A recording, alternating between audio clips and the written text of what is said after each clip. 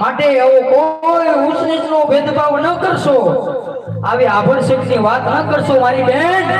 આજથી તમે મને રાખડી બાંધો, એ હું જન્મો જન્મ તમારો ભાઈ બનીશ. ભલે મારા